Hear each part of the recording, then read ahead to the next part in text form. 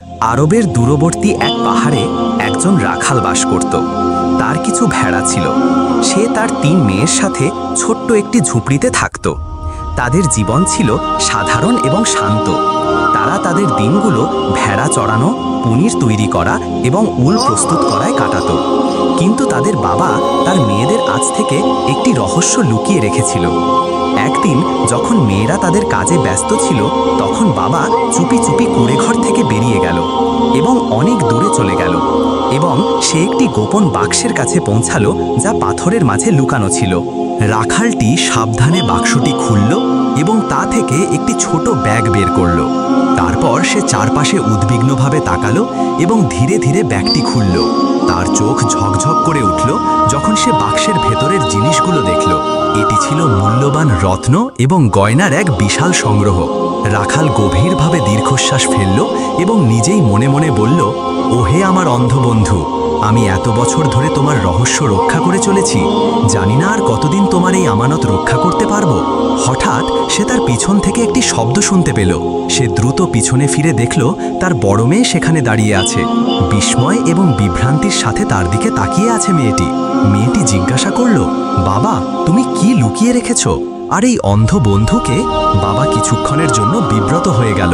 তারপর দীর্ঘশ্বাস ফেলে বলল, ঠিক আছে মেয়ে আমার, এখন সময় এসেছে তোমাকে সত্যিটা জানানোর। তোমার বোনদের ডাকো, এই গল্পটি সবাইকে শুনতে হবে। 3 মেয়ে তাদের বাবার চারপাশে বসল। তাদের চোখ কৌতূহল এবং প্রত্যাশায় ভরা। তারপর বাবা তার গল্প শুরু করল। সে বলল, বহু বছর আগে আমি এই পাহাড়ে ভেড়া চড়াতাম, যেমনটা এখন করি। একদিন আমার একজন অন্ধ লোকের সাথে দেখা হয়ে গেল, যে পথে চলতে হোঁচট খাচ্ছিল। তার হাতে একটি বাক্স ছিল এবং তাকে ক্লান্ত ও অবসন্ন দেখাচ্ছিল। আমি তাকে সাহায্য করলাম এবং তাকে বিশ্রামের জন্য বসালাম। তারপর অন্ধ লোকটি আমাকে বলল যে সে একজন গয়নার ব্যবসায়ী। সে ডাকাতদের হামলায় তার দৃষ্টিশক্তি হারিয়ে ফেলেছে এবং তার সাথে তার শেষ সম্পদ ছিল, কিন্তু সে আর এগুলো রক্ষা করতে বা ব্যবহার করতে পারছিল না। সে আমাকে সেই বাক্সটি লুকিয়ে রাখতে এবং তার আমানত হিসেবে রাখতে বলল, যতক্ষণ না সে ফিরে এসে তার আমানত ফেরত নেয়।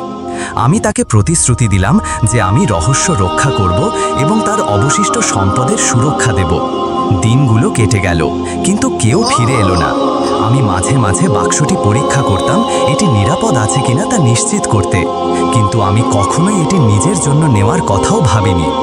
এটি ছিল আমার অন্ধ বন্ধুর সাথে একটি প্রতিশ্রুতি, এবং আমি আমানত ভঙ্গ করার মতো মানুষ নই।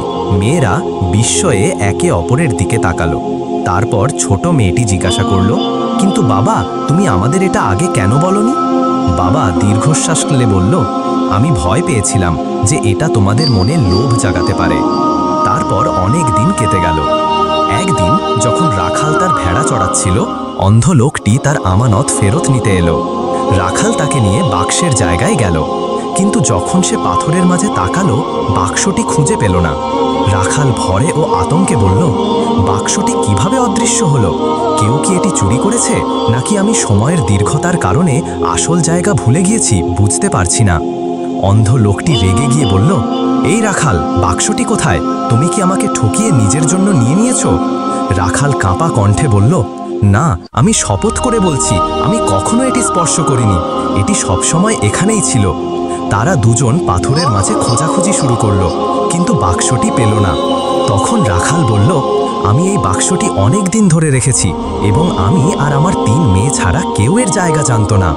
অন্ধ লোকটি রাখালের কথা আর বিশ্বাস করল না এবং পাশের শহরে গিয়ে বিচারকের কাছে অভিযোগ করল। বিচারক রাখালকে হাজির করার নির্দেশ দিলেন। বিচারক অন্ধ লোকটির গল্প এবং রাখালের বিরুদ্ধে তার অভিযোগ শুনলেন। তারপর রাখালের দিকে ফিরে জিজ্ঞাসা করলেন, এই বিষয়ে তোমার কি বলার আছে? রাখাল সত্যি করে তার গল্প বলল এবং জোর দিয়ে বলল যে সে কখনো আমানত ভঙ্গ করেনি। বিচারক বললেন, তুমি সত্য বললেও তুমি এই অন্ধ লোকটির কাছে ঋণী, যতক্ষণ না তুমি তার আমানত ফেরত দাও। তারপর তিনি রাখালকে 1 মাসের জন্য কারাগারে পাঠানোর নির্দেশ দিলেন এবং বললেন, যদি এই 1 মাসের মধ্যে বাক্সটি না পাওয়া যায়, আমি তোমাকে 7 বছরের কারাদণ্ড দেব। রাখালের মেয়েরা তাদের বাবার কি হয়েছে তা জানতে পারল। তারা অন্ধ লোকটির কাছে গিয়ে তার কাছে ক্ষমা চাইতে লাগলো, যাতে সে তাদের বাবাকে মাফ করে দেয়। 3 মেয়ে কাছে গেল তখন সে একটি শর্ত দিয়ে বলল, আমি তোমাদের বাবাকে মাফ করব একটি শর্তে। মেয়েরা জিজ্ঞাসা করল, সেই শর্তটি কি? অন্ধ লোকটি বলল, আমার শর্ত হলো তোমাদের একজনকে আমার সাথে বিয়ে করতে হবে। মেয়েরা এই অদ্ভুত প্রস্তাবে হতবাক হয়ে গেল এবং বিভ্রান্তির সাথে একে অপরের দিকে তাকালো। বড় মেয়ে বলল, তুমি কিভাবে আমাদের কাছে এমন কিছু চাইতে পারো যখন আমরা তোমাকে চিনি না? লোকটি বলল, এটাই আমার একমাত্র শর্ত, হয় বিয়ে নয়তো তোমাদের বাবা জেলে থাকবে। মেয়েরা দুঃখ ও চিন্তা নিয়ে বাড়ি ফিরল। পরের দিন রাখালের মেয়েরা তাদের বাবাকে দেখতে জেলে যাওয়ার সিদ্ধান্ত নিল, কিন্তু অদ্ভুতভাবে ছোট মেয়েটি তাদের সাথে যেতে অস্বীকার করল। তার দুই বোন বুঝতে পারল না কেন সে যেতে চায়নি। যখন দুই বোন জেলে গিয়ে তাদের বাবার সাথে দেখা করল, তখন তারা তাকে অন্ধ লোকটির শর্তের কথা বলল। রাখাল রেগে গিয়ে বলল, ওই নীচ লোকটি কিভাবে এমন প্রস্তাব দিতে পারে? সে তো এমন একজন মানুষ ছিল যার মধ্যে পুরুষত্ব ও ভালো নৈতিকতা ছিল। আমি তাকে ভালোভাবে চিনতাম। মেয়েরা বলল, চিন্তা করো না বাবা, আমরা তোমাকে বের করার উপায় খুঁজে বের করব। রাখাল তার মেয়েদের দিকে তাকিয়ে দুঃখ ভরা কণ্ঠে বলল, আমি কখনোই তোমাদের কাউকে ওই নীচ লোকটির সাথে বিয়ে করতে দেব না, এমনকি যদি আমাকে আমার বাকি জীবন জেলে কাটাতেও হয়। তিনি তাদের বললেন যে বিচারক তাকে 1 মাস সময় দিয়েছেন বাক্সটি খুঁজে বের করার জন্য, নয়তো তাকে 7 বছরের জন্য জেলে পাঠানো হবে। তিনি বললেন, আমি তোমাদের জন্য ভয় পাচ্ছি, কারণ আমি এখানে জেলে আছি। দুই মেয়ে বলল, চিন্তা করো না বাবা, আমরা আমাদের ব্যবস্থা করে নেব।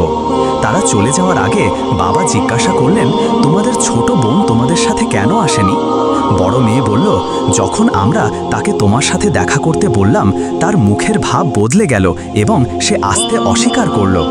বাবা বললেন, কিছু মনে করো না, কিন্তু তাকে বলো যে আমি তাকে অনেক ভালোবাসি। দুই মেয়ে বলল, আচ্ছা বাবা। তারপর তারা বাড়ি ফিরল। বাড়িতে ফিরে 3 মেয়ে একত্রিত হয়ে আলোচনা করল। বড় মেয়ে বলল, আমরা আমাদের বাবাকে জেলে রাখতে পারি না, আমাদের কিছু করতে হবে। মেঝো মেয়ে বলল, কিন্তু কিভাবে? আমাদের মধ্যে কেউ এমন একজন অন্ধ লোককে বিয়ে করতে পারে যাকে আমরা চিনি না এবং যে আমাদের থেকে বয়সে অনেক বড়? এটা অন্যায়। কিন্তু ছোট মেয়ে কিছুই বলল না এবং তার বোনদের সাথে মতামত শেয়ার করল না। বড় ও মেঝো মেয়ের মনে সন্দেহ জাগলো যে তাদের ছোট বোনই হয়তো সোনার বাক্সটি চুরি করেছে এবং তাদের বাবার জেলে যাওয়ার কারণ হয়েছে, কারণ সে বাবাকে দেখতে যায়নি এবং তার বোনদের সাথে মতামতও শেয়ার করেনি। তখন বড় মেয়ে তাকে জিজ্ঞাসা করল, তুমি কেন কিছু বলছো না? ছোট মেয়ে বলল, আমার বলার কিছুই নেই। বড় মেয়ে বলল, শীঘ্রই ইনশাল্লাহ সত্য প্রকাশ পাবে। দিনগুলো কেটে গেল এবং 1 মাস প্রায় শেষ হয়ে গেল, কিন্তু মেয়েরা তাদের বাবাকে জেল থেকে বের করার কোনো উপায় খুঁজে পেল না। তখন বড় মেয়ে তার বাবার জন্য নিজেকে উৎসর্গ করার সিদ্ধান্ত নিল এবং অন্ধ লোকটির সাথে বিয়ে করতে চাইল। সে তার বাবাকে দেখতে জেলে গেল তাকে তার সিদ্ধান্তের কথা জানাতে। বড় মেয়ে তার বাবাকে বলল, আমরা অনেক ভেবেছি বাবা এবং কোনো সমাধান পাইনি, তাই আমি এই লোকটির সাথে বিয়ে করতে রাজি, যাতে তোমাকে এই বিপদ থেকে মুক্ত করতে পারি। বাবা তীব্রভাবে এটি প্রত্যাখ্যান করলেন এবং বললেন, এটা করো না মেয়ে আমার, যতই কষ্ট হোক না কেন, আল্লাহর কাছ থেকে মুক্তি আসা পর্যন্ত অপেক্ষা করো। আমি আল্লাহর ওপর ভরসা করি, তিনি জানেন আমি নির্দোষ এবং আমি আমানত ভঙ্গ করিনি। মেয়েটি দুঃখী ও চিন্তিত হয়ে বাড়ি ফিরল, কিন্তু তার বাবার কথাগুলো তাকে প্রভাবিত করেছিল এবং তার বিশ্বাস বেড়ে গেল যে আল্লাহই একমাত্র যিনি দুশ্চিন্তা দূর করতে পারেন। 3 মেয়ে বাড়িতে হাত গুটিয়ে বসে রইল যতক্ষণ না বিচারকের দেওয়া 1 মাস শেষ হলো, কিন্তু বাক্সটি পাওয়া গেল না। অবশেষে সেই দিন এলো যেদিন দরিদ্র রাখালের আমানত ভঙ্গের অভিযোগে বিচার হবে। 3 মেয়ে বিচার দেখতে গেল। যখন তারা আদালতের হলের মধ্যে প্রবেশ করল, তারা তাদের বাবাকে অভিযুক্তের খাঁচায় দাঁড়িয়ে থাকতে দেখল। অন্যদিকে তারা অন্ধ লোকটিকে বিচারকের সিদ্ধান্তের অপেক্ষায় দেখতে পেল, যে তাদের দিকে ধূর্ত ও কুটিল দৃষ্টিতে তাকাচ্ছিল। মেয়েরা অবাক হলো কিভাবে একজন অন্ধ লোক তাদের দিকে তাকাচ্ছে, কিন্তু তারা এটিকে গুরুত্ব দিল না। কয়েক মিনিট পর বিচারক এলেন এবং বিচার শুরু হলো। তিনি রাখালের দিকে তাকিয়ে বললেন, তোমার বিরুদ্ধে আমানত ভঙ্গের অভিযোগে তুমি কি বলবে? রাখাল বলল, হে বিচারক মহোদয়, আমি শপথ করে বলছি আমি কখনো আমানত ভঙ্গ করিনি এবং কখনো এমন কিছু ভাবিনি। আমি আপনাকে পুরো গল্প বলবো। বিচারক বললেন, তুমি আমাদের আগে যা বলেছ তার বাইরে আর কিছু বলার আছে কি? রাখাল বলল, হে বিচারক মহোদয়, আমি আপনাকে যে গল্প বলেছি সেটি ছিল বাক্সের অর্ধেক সত্য। বাকি সত্য আমি অনেক দিন ধরে লুকিয়ে রেখেছি, এমনকি আমার মেয়েদের কাছ থেকেও, লজ্জায়। কিন্তু এখন আমার আর লুকানোর ধৈর্য নেই। বিচারক বললেন, তাহলে বলো তোমার কি বলার আছে, যাতে আমি ন্যায় বিচার করতে পারি। রাখাল বলল, হে বিচারক মহোদয়, আমি আমার মেয়েদের ছোটবেলা থেকে ভালো নৈতিকতা এবং নিজেকে পবিত্র রাখার শিক্ষা দিয়েছি। তারা যেন কখনো আল্লাহ ছাড়া অন্য কারো কাছে হাত পাতে না, যত কঠিন পরিস্থিতিই হোক না কেন।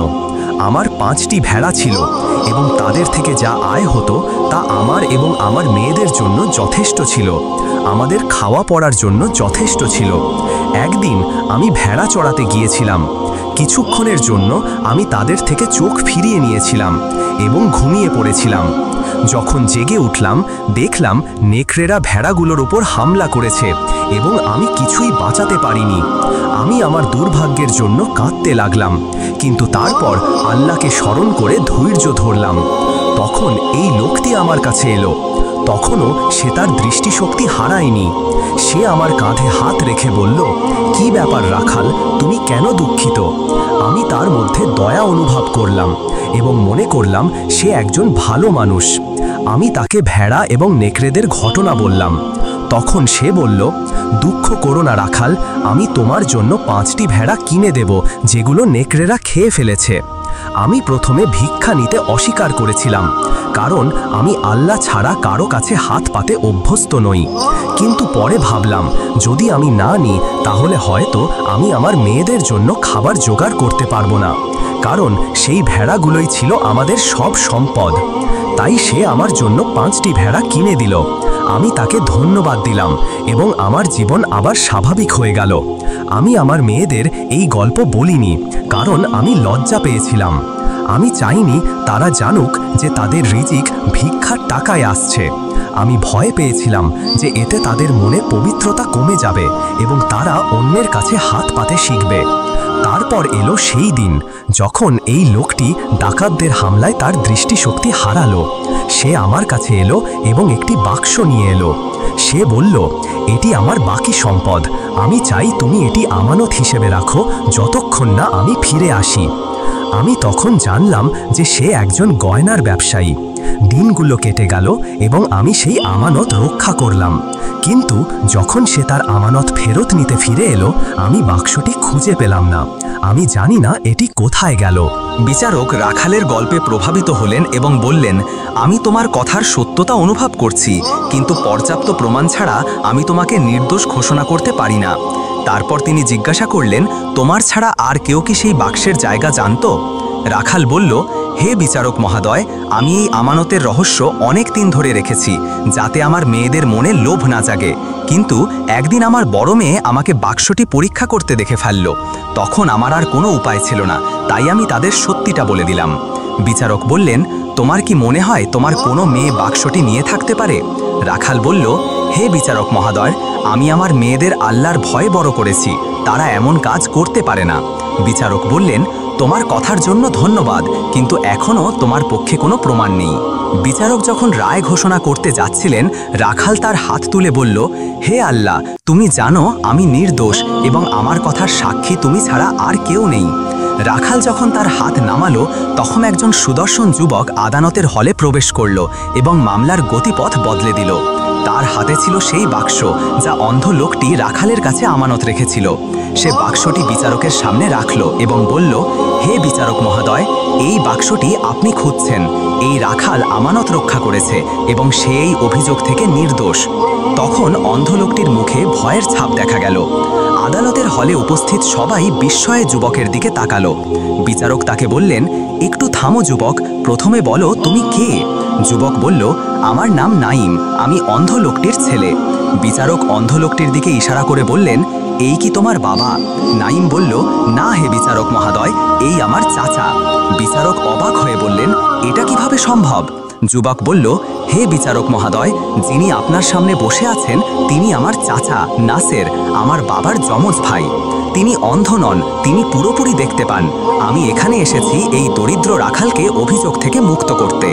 বিচারক নাইমের দিকে তাকিয়ে বললেন, বৎস, তুমি এই মামলা সম্পর্কে যা জানো বলো। নাইম বলল, আমার বাবা ছিলেন অন্ধ, যিনি প্রায় 1 মাস আগে মারা গেছেন। মারা যাওয়ার আগে তিনি আমাকে বলেছিলেন যে ডাকাতদের হামলায় তিনি তার দৃষ্টিশক্তি হারিয়েছিলেন এবং তার বাকি সম্পদ এই রাখালের কাছে আমানত রেখেছিলেন। তিনি আমাকে বলেছিলেন যে আমি যেন রাখালের কাছে গিয়ে আমানত ফেরত নিই। আমি যখন বেরোচ্ছিলাম তখন দেখলাম আমার চাচা নাসের দরজার পিছনে দাঁড়িয়ে আমার বাবার কথা শুনছে। তার মনে লোভ জাগলো এবং সে বাক্সটি নিজের করতে চাইল। সে আমাকে প্রাসাদের একটি ঘরে বন্দি করে রাখল, যাতে সে রাখালের বিরুদ্ধে ষড়যন্ত্র করতে পারে। সে রাখালের উপর নজর রাখল এবং বাক্সের জায়গা জেনে নিল। তারপর সে বাক্সটি চুরি করল। এতেই সে ক্ষান্ত হলো না। সে আমার বাবার সাথে তার সাদৃশ্য ব্যবহার করে রাখালের কাছে বাক্সটি দাবি করল, যাতে সে রাখালের উপর চাপ সৃষ্টি করে তার একটি মেয়েকে বিয়ে করতে পারে। আমার চাচা নাসের কখনো বিয়ে করেনি। তার খারাপ চরিত্রের কারণে যখনই সে কোনো মেয়ের কাছে প্রস্তাব নিয়ে গেছে তাকে প্রত্যাখ্যান করা হয়েছে। চাচা বাক্সটি প্রাসাদের বাগানে লুকিয়ে রেখেছিল। তার দুর্ভাগ্য, একজন চাকর তাকে দেখে ফেলল এবং আমাকে জানালো। সে আমাকে ঘর থেকে বের করে দিল। তাই আমি এখানে আসতে পেরেছি এই দরিদ্র রাখালকে বাঁচাতে এবং বাক্সটি নিয়ে এসেছি আমার কথার সত্যতা প্রমাণ করতে। নাইম তার কথা শেষ করার পর বিচারক মনোযোগ দিয়ে শুনলেন। তিনি আর দেরি না করে চাচা নাসেরকে গ্রেফতার করার নির্দেশ দিলেন এবং তাকে অভিযুক্তের খাঁচায় রাখলেন। তারপর তিনি 10 বছরের কারাদণ্ডের আদেশ দিলেন, কারণ সে তার ভাইপোকে বন্দী করেছিল, তার ভাইয়ের পরিচয় গ্রহণ করেছিল, বাক্সটি চুরি করেছিল, ষড়যন্ত্র করেছিল এবং মিথ্যা অভিযোগ ও অবিচার করেছিল এই দরিদ্র রাখালের উপর। এরপর তিনি রাখালকে তার বিরুদ্ধে আনা অভিযোগ থেকে মুক্তি দিলেন। তখন রাখালের মেয়েরা খুব খুশি হলো এবং বিশ্বাস করতে পারল না যে তাদের বাবা জেল থেকে মুক্তি পেয়েছে। রাখাল নাইমের দিকে তাকিয়ে তাকে তার বাবার প্রতি সন্দেহের জন্য ক্ষমা চাইল। নাইম বলল, কিছু মনে করো না চাচা, তুমি ক্ষমা প্রার্থী, কারণ আমার চাচা নাসের এবং আমার বাবার মধ্যে সাদৃশ্য ছিল। তারপর রাখাল তার ছোট মেয়ের দিকে তাকিয়ে জিজ্ঞাসা করলেন, তুমি তোমার বোনদের সাথে আমাকে জেলে দেখতে কেন আসনি? মেয়েটি বলল, বাবা, আমি তোমাকে এই অবস্থায় দেখতে পারিনি। আমি তোমার জন্য খুব দুঃখ পেয়েছিলাম, এমনকি আমি আমার বোনদের সাথে কথা বলতে বা মতামত শেয়ার করতে পারিনি। তখন বড় এবং মেঝো মেয়ে তাদের ছোট বোনের দিকে তাকিয়ে ক্ষমা চাইল, কারণ তারা ভেবেছিল সে হয়তো বাক্সটি চুরি করেছে এবং তাদের বাবার জেলে যাওয়ার কারণ হয়েছে। যদিও ছোট মেয়ে বয়সে ছোট ছিল, তার হৃদয় ছিল বড়। সে তার বোনদের ক্ষমা করে দিল এবং তাদের জড়িয়ে ধরল। রাখাল এবং তার 3 মেয়ে নাইমকে তার উপকার এবং তাদের বাবাকে বিপদ থেকে বাঁচানোর জন্য ধন্যবাদ দিয়ে বাড়ি ফিরল।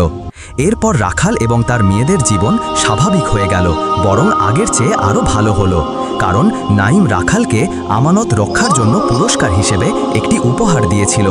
তারপর রাখাল দাঁড়িয়ে তার মেয়েদের দিকে তাকিয়ে বলল, আমরা এই অভিজ্ঞতা থেকে একটি গুরুত্বপূর্ণ শিক্ষা পেয়েছি। মেয়েরা বলল, সেটা কি বাবা? রাখাল বলল, আমাদের কখনো কোনো স্পষ্ট ও নিশ্চিত প্রমাণ ছাড়া মানুষের সম্পর্কে খারাপ ধারণা করা উচিত নয়।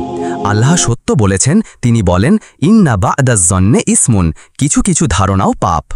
মেয়েরা বাবাকে ধন্যবাদ জানালো উত্তম নসিহতের জন্য। প্রিয় বন্ধুরা, আজকের ঘটনাটি এ পর্যন্তই। ভালো লাগলে একটা লাইক দিবেন। জাযাকাল্লাহ।